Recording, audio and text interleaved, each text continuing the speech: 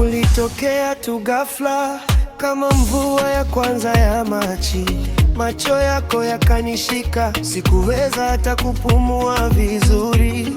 Ukanicheka kwa upole, mkono wako ukagusa wangu, muda ukasimama pale. Nikajua hii safari si ya kwangu peke yangu. Nimeuteka moyo wako wote, hakuna tena pa kukimbilia.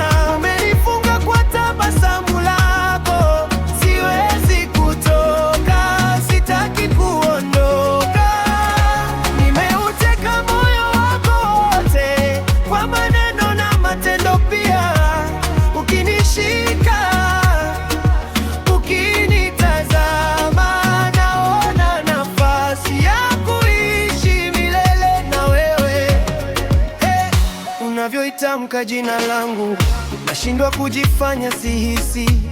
Kila asubuhi kwenye simu, sauti yako ndio habari ya kwanza.